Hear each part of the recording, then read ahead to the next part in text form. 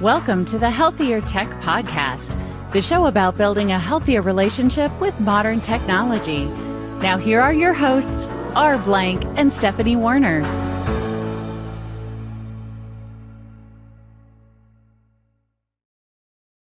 Our guest for today is Sam Sokol, an expert in integrating technology and gamified learning for the betterment of humanity. With his extensive experience in tech consulting, e-commerce, learning management systems, and online community development, Sam has helped numerous businesses and organizations to leverage technology for positive impact. Sam and his team partner with some of the world's leading influencers, such as Deepak Chopra and organizations like the United Nations, to create positive games that benefit all of humanity.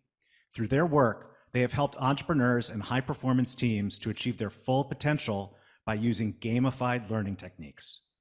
Join us as we delve into Sam's journey and expertise and explore how technology and gamification can be harnessed to create a better world for all. Welcome to the Healthier Tech Podcast, Sam. Hey, great to be here. Thank you for having me. It's great to have you on. I'm really excited about this. So you've just broken through. What fear do you not have anymore? We'll get right into it. Yeah. Okay, so that's a question from the game that you designed called Gratitude. And when I invited some friends to play it, and this was before, because you kindly sent me actually a couple of units of it. I hadn't played it. I was looking for some friends to play it. So when they asked me, what am I asking them to come over and play? And I hadn't played it yet. I said, it's sort of like Cards Against Humanity, but nice. So how did I do with that description? Well, that's pretty good. It's funny that a game would define itself by being what it's against.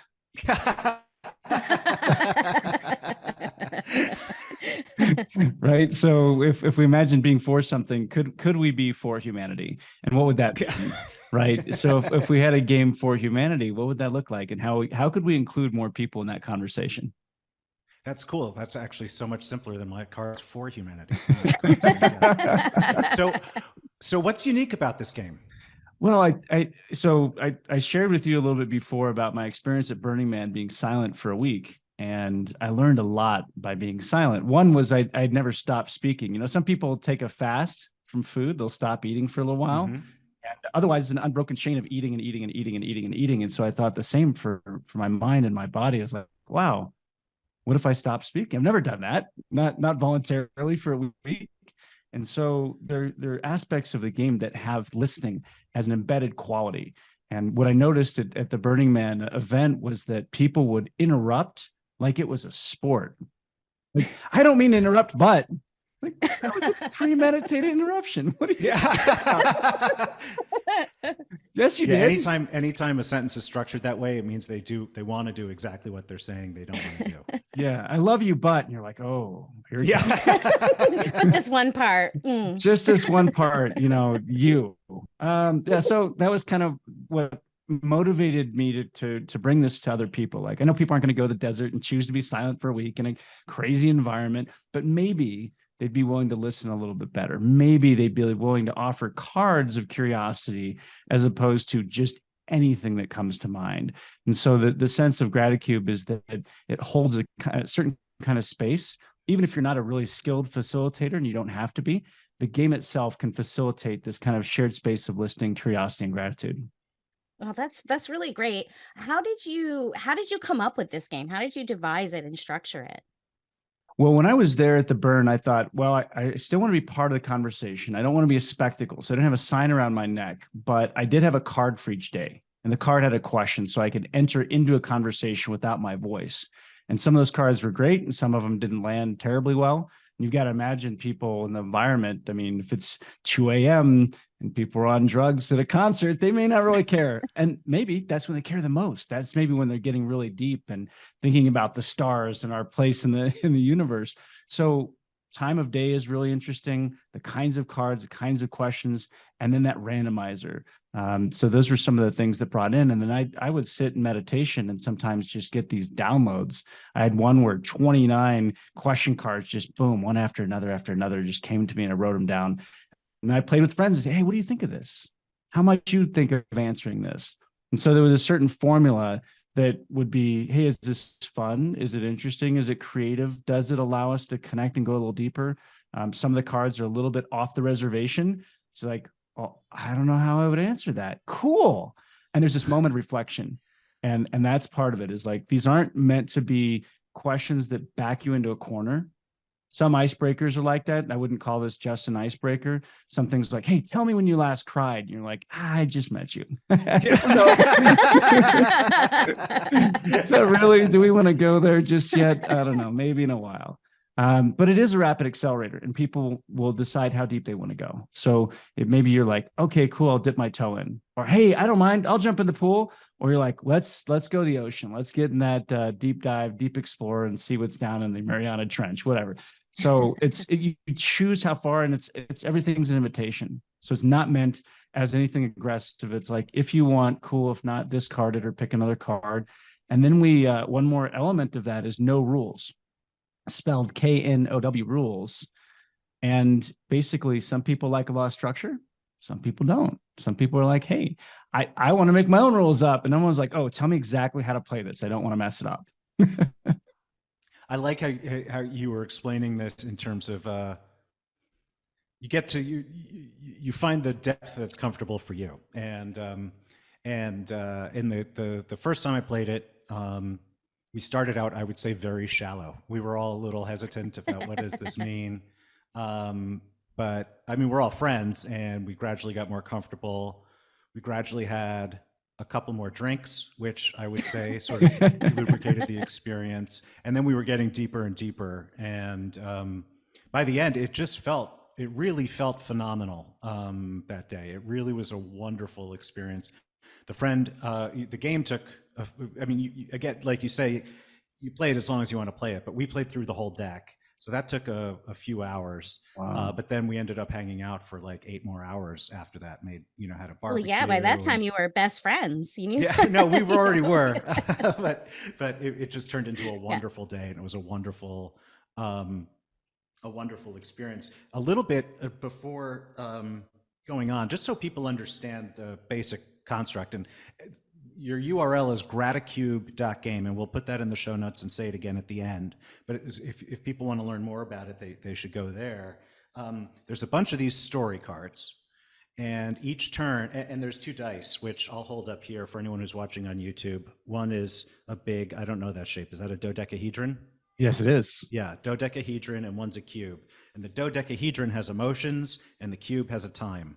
And so you roll both of them, and you get 1 emotion and 1 time.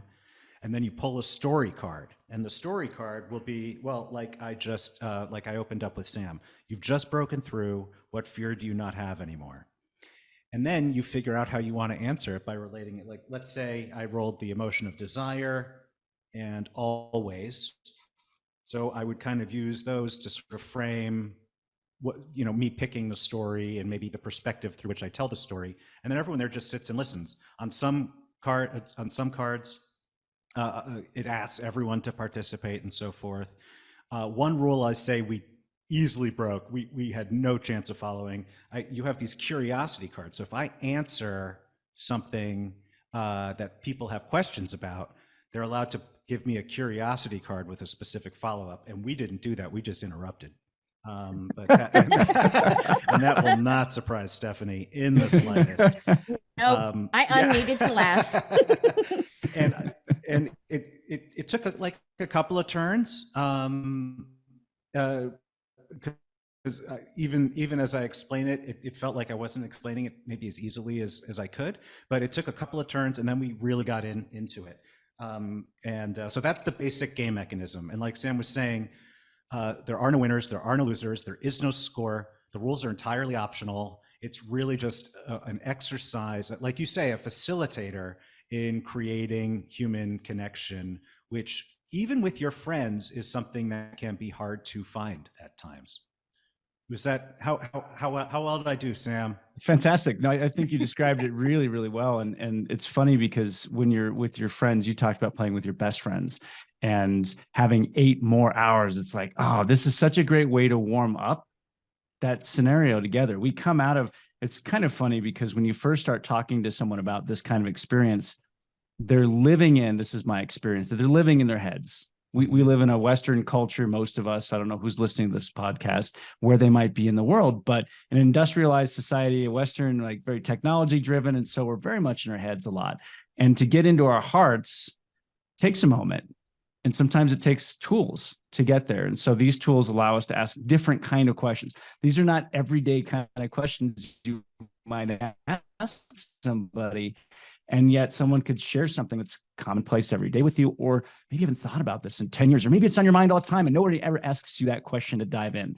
So I think it's fun to see how this can play with people you know really well. And also that sort of old adage that some people play really well or will open up to strangers in a way they might not to their best friend is also true. And so we've seen that in playing the game, and we've played so many times now that we see a lot of similarities, but also some differences. And the stranger dynamic is interesting. We're told not to talk to strangers. And you turned me on to Pete and his research with the social connection study in Canada at Genwell. And one of the data points was the people who are going to talk to a stranger, who are willing to talk to a stranger at least once a week, are likely to be 3 times happier than the average individual. So there's this funny kind of thing that happens when we open up to strangers who become friends. Like at some point, those best friends weren't best friends. How did they become friends? That's a cool journey, right? Yeah, I love that. And I actually, when I first heard about the game, I was like, oh, I know the friend I need to give this to. And then I have friends all over the United States because I travel around a lot. And I can't wait to get a group of people who don't know each other, where I'm the only person who knows everybody, and let's play the game. Because I have a lot of friends I know that would love to dive in and meet some new people. And so I'm really excited about that. I do have a question. Can you tell us about Gratisphere? So the gratosphere, yeah, this is a concept in development. And I don't know if this is true for you. When you meet somebody, you see certain things that are similar between you and certain things that are different. And what my business partner, Terry, and I talk about is like the concept of people say, hey, we're all like-minded here. He's like, no, I'd rather not be like-minded, because if we all have the same mind, same thoughts, there's probably little diversity. It's not very fun. It's not very interesting. But maybe we're like-hearted enough and we think differently enough that that's really fun. We get to come together in a like-heartedness where we explore different ideas and diverse ideas and creativity. So that's part of this idea of the gratisphere. What holds us together? What are those like-heartedness things? And gratitude is certainly one of them. Service to others, thinking about how can we be a little less selfish, right? There's a certain need to look out for yourself, of course. And then, I think when we really look at abundance, it's there all the time, right? And in gratitude, I can say, wow, look at all the stuff I have around me. I'm alive. I have food. I have friends. Wow, I have so much. How can I share that? How can I do that with others? And when I find somebody that has a gratitude practice and they're deep in that, it's like a little string, like an energetic connection between us. And we were sort of thinking about like, oh, what color would that be? Is that a red string? Is that love? Okay, well then what is gratitude? Is that kind of a purple? And then what if you could imagine the whole world being connected with these little threads, and that if you wanted to meet people, those strangers you're talking about that you bring together and play the game, could you be connected in the gratisphere based on that like-heartedness? Wow. That's I'm imagining and listening and just like pulling on the threads, and it's really pulling on the threads, literally pulling on the threads. Yeah, absolutely. The imagery is very bright. Yeah, like this colorful ball of us all being connected globally, no national fences, no separation, but really connected through our hearts. And so I have this vision of people being willing to share some of their reflections from the game. So when we play the game, I don't tend to record any of those games because it doesn't feel right. It's very intimate. Mm-hmm. And yet, I see you shaking your head because you know what this is like. Oh, too. Yeah, no, people totally. play and you just go, oh yeah, that was for us. That was this. Yeah. The rest of the world. That's why, people put up their walls and their defenses because it's not for everyone. But I think the reflections from the game, like I asked my grandma, I told her I was going to record it. So I had her permission. And she shared a memory with me that was so precious. And there was nothing that she wouldn't share with the whole world. And so I imagine there was as a corollary, there was a group of kindergartners and like K-6 or something, that were invited to share how they dealt with anger, how they dealt with sadness, and they just recorded audio. And then anyone in the world, could dial into this phone number and hear how these kids dealt with their emotions. And it's surprisingly universal, right? It's not just kids and, oh my God, you don't know how to deal with this yet. It's like, wow, that's cool. Let's all go outside and play in the rain, whatever it was. And that became so popular that it overwhelmed the phone number. It would just give you a busy signal, if you can remember what that was like once upon a time. And you wouldn't get in, you wouldn't hear their voices. But otherwise, you could press 1 for this, 2 for this, 3 for that. And so I imagine the Gratosphere being a place where anyone can go to be reminded of who we are, like the true beauty of our humanity. That triggered a sequence of thoughts in my head. So you and I were introduced just in a Zoom meeting, and it had nothing to do with the game. And you said, or Virginia said, "Oh, Sam also has this game." And I was introduced to you with you in a tech role, and I heard, "Oh, you have this great game." And I immediately thought it's a computer game, right? Because and then as we were talking later, I learned it wasn't, because I was like, why do you need my address to send me a computer game? I'm like, oh, wait, this is a real life game? And then I got it and I experienced it. I'm like, oh, in a lot of ways, this is a reaction to and an antidote to the things that are happening in our lives as a result of our reliance on technology and the ways in which we let technology permeate our lives. And then I learned about the Gratosphere, or your vision for it. And so I've done like a couple of 180s on this, is what I'm saying. And so I'm like, well, I assumed it'd be a computer game. Then it turns out it was a low tech analog game. And then, oh, I get it. It's an antidote to the overstressed tech lifestyle. And then I hear this vision. So do you get the sort of how do you feel about everything that I just said? Do you feel like your game is sort of a reaction to, an antidote to the types of stresses and disintermediations that we all experience because of modern lifestyle? And if so, what's the vision for the Gratosphere? Great questions. Love those questions. And I love how we met, because part of the root of how we met, the context, was Virginia, who has a product for shielding the body. And I know this is your focus too, from these maladies of the world. And it's a great challenge that we have these tools, right? A hammer can be used to build a house or hit someone over the head. How you choose to use it becomes very important, especially, and I know this, we're not going to get into ChatGPT, so we won't go there, but I know that's another big question in the world, is how do we use powerful technology that could be used for good, that should be used for good? And just because you have a phone doesn't make it good or bad, right? How you use that, and the social connection study says after 3 hours of social media, there's a massive decline in happiness. It really doesn't connect us as much as we're told. Devices end up being very divisive. So that moment where we get together with our best friends, we put down our phones and we connect face to face and eye to eye, that's magical. And it's kind of like, I think about the sort of ancestral campfire.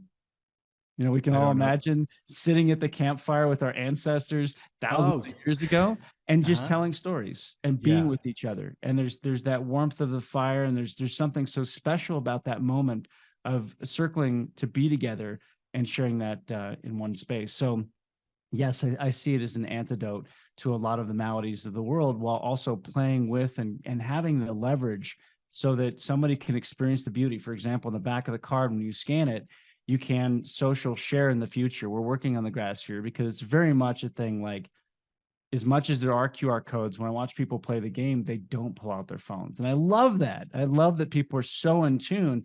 And also, if you want to know, at the bottom of the card, like on this one, it says, this is a facilitator card. At the bottom, it says, invite some or all players to share. And if you were to scan the QR code on the back, it would tell you more about what is the facilitator, right? And there's another kind here, is called the curiositor. And so those different archetypes can be explained via beautiful audio. And so I think it's bringing the richness of the human experience together with technology for the right purposes, for connection. I like how you answered that.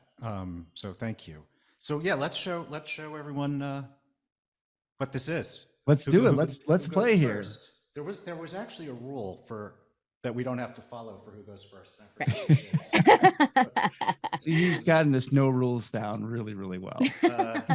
Yes. Oh, he whoever knows- rolls he knows that. gratitude or love goes first. I think we can skip that. Sam, you're the guest, so I shall let you go first. Okay, well, that's very kind of you. I will spin the dice. So I think it's fun because they spin like a top, and we'll see what we get. And I've got trust, and the other one is still going. Trust and never. Ooh, look at that. Trust and never. And if you would be willing, since you have the cards in front of you, would you pull a card for me? Oh, you want me to pull a card for you? That'd be Okay. great. Otherwise, there's going to be this huge bias, and people say, "Oh, Sam just picked the card he wants to pick." So Yeah. nobody's going to. That was going to be. That was my plan. What wakes you up at night? Ooh, what wakes me up at night? Trust and never. I used to have trouble sleeping, and I was really troubled. Being an entrepreneur, you have a lot of things in the air, a lot of details. And so I had all this stuff on my mind. It was running me. And so as I was lying there wanting to sleep, I was thinking about, oh, did I do this? And, oh, I need to do that. And so I would write down then, once I figured out how to sort of calm my mind, I would write everything down on a sheet of paper that I needed to do and that I didn't want to forget. So I'd write it all down. I called it a brain dump. So I just dump everything there on a piece of paper, like a parking lot. It would sit there, and in the morning, it would still be there. I didn't have to worry about whether I remembered it or not. And I would know, hey, these are things I have to do tomorrow. I'm done today. I've completed today. And a little bit later, I learned meditation methods, which were dramatically useful in my life and my sleep. So I learned, it was terrible at first. First 5 minutes felt like an eternity, and bottling up like a nuclear explosion. And then over time, I would plan not to have an alarm for how long I was meditating, because I used to say, 5 minutes. But then I would just say, okay, I've got everything done. I've done my white paper. I've got everything down. And now I'm just going to meditate. And when I'm done, I'll go to sleep. So everything was done for the day. And now I find that I don't often have things that wake me up at night. I've found a way to deal with that. But occasionally now I'll be really excited about something and my dream will pop up. And I'll kind of get woken up by this dream. And then those are the things I know I needed to go in a good way and go focus on, because those are my dreams. Those are things that are important to me. It's like, okay, what's waking me up at night? Let's pay attention to those things because they really want to be expressed. So now this is something that took us a while. Thank you very much. Here's a gratitude card for opening up. But I'm breaking into the gameplay here briefly. Because this was something that we had trouble with for the first several rounds, which was relating the story to what the dice said. So I'm going to ask you, how does what you just relayed to us relate to never trust? Perfect. I appreciate that. What I tend to do is go with the first thing that comes to mind and then come back to the dice. So thank you for bringing me back to the dice. What I find is they often make their way into the story, and it's not obvious always. For me, I think it's trusting myself, right? So I got trust and never. Those are the dice and what wakes me up at night. It's about trusting myself. And I remember when I was a kid, my dad would say, what did you enjoy about today? So you reflect on your day. What did you do today? What did you do you were excited about? What are you excited about for tomorrow? And sometimes I think if I don't have a sense of accomplishment, I'm sitting there going, I didn't do anything today. Today was a waste, right? But if I trust that what I'm doing is on purpose, then that never happens. And I can never say never, right? but your dice just told you to. Right. It said never trust. Don't ever trust anyone. But no, I think it's really trusting that my life is on purpose. And when I choose to be in service, when I choose to listen to those things that are coming up, again, what am I being woken up by? Something that needs to be expressed. I want to really be with that and deal with it head on. So I think it's a reminder to trust in myself and trust in that purpose. Yeah, that's what I was hearing when I was listening to you too, and thinking back on, because I was holding on to the dice as well, and I wasn't sure where that kind of fit in a little. And what I was hearing is, you did this brain dump, and then you would eventually have these dreams. So first you trust that those things you have to do, that stuff in your brain isn't going anywhere. You trust that, and then they pop up, that the important things kind of pop up for you, and trusting that the really important stuff will bubble up. And I'm going to give you a gratitude card for that. That's so true. By the way, No, just so that's everyone's really- clear, yeah. you're only given 3 gratitude cards if you're following the rules. So you can't just throw them around like easy money. You got to really save them for when you're You thankful. got to hold on. And I got one from you. So now I had 4, but now I'm back That's to 3. true. So she's That's got right. 4 now. And you've got 2, but I It's imagine it Stephanie's might just turn, come back but she to you. doesn't have a deck. So Sam, why don't you roll her dice? And Okay, I I'm going to will roll pick your a dice card. for you. You ready, Stephanie? I am ready. Okay, we're spinning. And ooh, all right. We got desire and past. Okay, past desire. What is a job that you always or never wanted to have? Oh, the this is beautiful. Oh, I love my job, and so I want to just say that first. My disclaimer is I love what I do now, Here's but a a job. gratitude for you. Yeah. Well Thank done. you. And the opportunities that actually the job I have now, the opportunities that it has shaped me in a way that helps me get to, some other things that I desire to do. So a job I desire to have, and this is something that has been for most of my life, even when I was a kid, is I love photography, and it's Mm. something I do now. And what's coming up for me as an adult is that I have I've always loved nature, but I really love nature now, and it's something I use for grounding myself and making myself just finding joy in life and gratitude and abundance, and just stopping and looking and really paying attention to those little details, where the light is hitting. Am I quiet enough for the birds that I love to come closer? Am I building this trust? So for me, that's I guess that's my answer. I could go on for a while, and I'll just not. That was nice. I Especially when have you a, said you I have like a your curiosity job. for you. Oh, But go for go it. ahead, Art. Go ahead. No. I was just gonna say I approved that she expressed gratitude for her job. That was important. I would love to hear your curiosity. Yeah, let's get serious again. I'm thinking about the process. First of all, desire and past. I'd love to hear how that relates as you've been on this journey to come to photography. And I hear there's a lot of joy in photography, just the process of it and connecting in nature. I wonder, when you take those photos, do you think about an audience? Do you think about who it might be for? Is it really just what are you thinking of, or how are you connecting with the act of photographing, and who does that go to? Who does it serve for you? Love those questions. So first, the way that desire and past kind of connect for me in photography is that growing up, I actually not only wanted to be a photographer, but I actually got into photography school. And that was the path I was headed in. And things kind of change, life happens.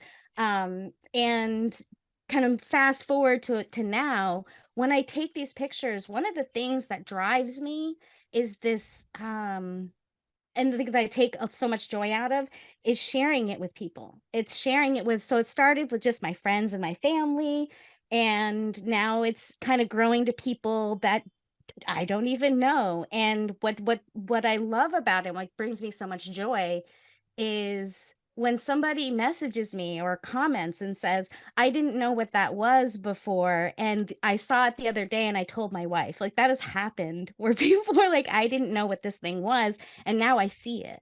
And the act of just my enthusiasm for something being contagious in a way that also brings awareness to, like, stop and look at what's around you and have that appreciation. I mean, that fills me up with joy and keeps me motivated and moving forward, and just joyous all the time.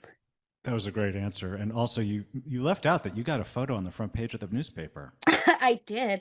Yeah. My first year, I Wow. did, and that was a really exciting moment. And having somebody say, "I didn't know that was your photo." I actually picked up the paper because I loved that photo. It was right on the front. So, those moments of connection, and for me, getting people to be aware that, like, there's a lot of nature out there and it's beautiful, and if we stop for a minute and appreciate it, there's you can it's healing. It's healing, and it just brings happiness and calm when life is kind of crazy. Well, I have this gratitude card. You get another one from me Thank here, you. and Yay. I'm almost gratitude bankrupt now. yeah, I tell you, man, it's just what will happen here. I love that we get to see the world through another person's eyes when we see photography, and I really like your perspective. So I'm happy that people get to see it through your eyes, and that got onto the front page, and that more people now can have that experience. When you talk about, I just feel this sort of special quality that you bring to approaching wildlife, right? Saying, well, if I'm this way, then maybe they'll be closer to me. And you can feel that, I think, in photos. I think you can feel that essence of the photographer. So you're leaving an indelible impression of people's lives about nature. I really appreciate that. Oh, thank you. I really appreciate your perspective. I could talk about this forever. Let's play this game. How long do we have? Okay, so All right. my turn. You're up, buddy. Sam, I'll let you draw my card. Okay, I'm gonna draw your card here. Let me find. I'm gonna go complete line draw here. Great. I have shame and sometime. Okay. Ooh. Okay. All right. This is a purple card. You like that tone? So purple is apprecianado? Yes, apprecianado. We made up words just to make people's lives difficult. They can stutter now. It's like gratitude. Yeah. I kept trying to pronounce it in Spanish. That was my problem. Okay, yeah. It's funny when Spanish speakers do it because they go right for that apprecianado, and I'm like, no, be careful. No, yeah. Okay. So this one's it says, if you could ask one question of your ancestors, what would it be? Ooh, that one's tough. And I feel like a little so bit of pressure here. I don't want so much dead air. So that's okay. Like in real, this is an example of a card in real life. I would take a good 5 minutes to answer because that did happen in our gameplay, and little micro conversations would pop up in between, but I would then be still thinking about it. Well, we can just cut out the dead air. So take a beat. It's okay. Take a beat. One question I would ask my ancestors about sometimes shame. Wow, I feel like I got the hardest one. What was it like when you started walking upright?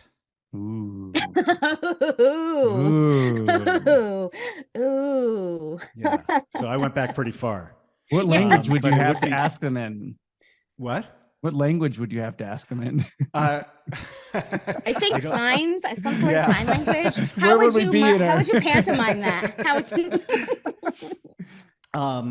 Yeah, no, I mean that because I mean obviously when you ask that question at first I'm thinking back to the early 20th century, late 19th century, but then I realized, well, no, if I have this opportunity, and maybe walking upright isn't the best example, but when you think back about it, our ancestors go back to single cell organisms. So there's a lot of dividing points there in terms of when things really changed, and what was it like to experience like that type of change when you don't have all of this knowledge and society around you to sort of tell you how you should be relating to it and feeling about it.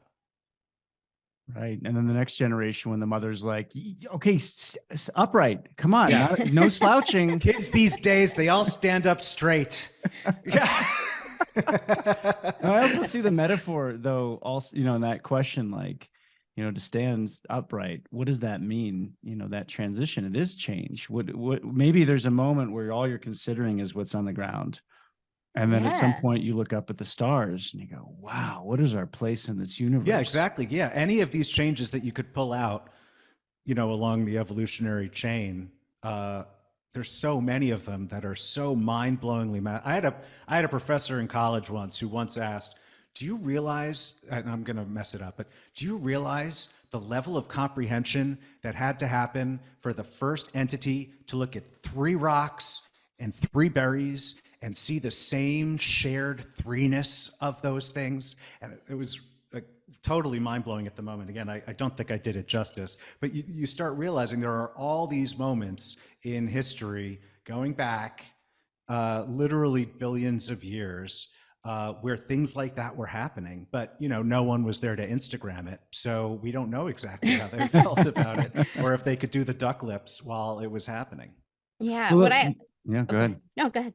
Oh, I was just going to say what I love about that, your response is it's a very R response, Yeah. but also I appreciate it so much because it is very thought provoking to think about what had to evolve for people to stop looking down and look up. There was a need over time to look up and then start reaching up. And the visualization, Sam, that you gave us of looking at the stars and seeing the stars for the first time after looking down at the ground. I mean, it's actually quite profound and beautiful. So I appreciate that. Thank you. So Sam, thank you very much for chaperoning us through our live recorded on air gameplay of Gratitude. There was so much more I wanted to get into, but we're kind of coming up on the recording session.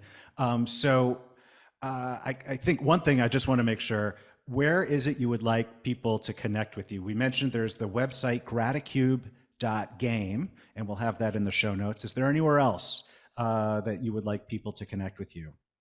Gratitude.game is a great starting point for that. I mean, Instagram, we're always posting on Instagram and connecting with people. Look, for us, it's how do we get the message that connection is important out there and get people beyond sort of that cocktail conversation, where are you from, what's your name, what do you do, and into who are you really? And I think there's a lot of beauty there. We do that with nonprofits and community groups and businesses for high performance teams. So we're looking to connect with community, any place where people feel like they want to be part of a bigger conversation. Excellent.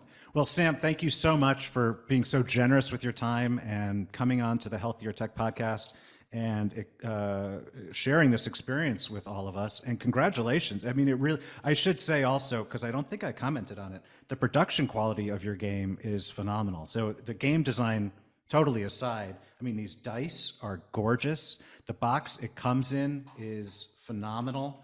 The cards themselves are durable and can take a little spill of whiskey, just in case anyone was wondering. But no, it really is a very high quality experience, kind of through and through, from the design all the way out through the production. And I would love to have you back, because there was so much we didn't get to. You have partnerships with Deepak Chopra, Goldie Hawn, and Mr. Beast, and others, and we didn't get to any of that, so we'll have to have you back again to get a deeper dive into some of the progress that you're having with this. Wonderful. Yeah. Thank you so much. It's a pleasure to be here. Pleasure to connect with you at the level of the game. And here's the thing, like, as we walk away from this, like, I'm going to be thinking about your answers and I always get something valuable as a new perspective. And that was true today. So just, I feel a great sense of gratitude to you both for being here and for being willing to play at this level. Thank you. Thank you. Thank you so much. Thank you so much for listening to this episode of the Healthier Tech Podcast. Remember to check the show notes for all the links and resources mentioned in the show. Please like and subscribe to the Healthier Tech Podcast on Apple, Spotify, or your podcast platform of choice. Get your free quick start guide to building a healthier relationship with technology and our latest information at healthiertech.co.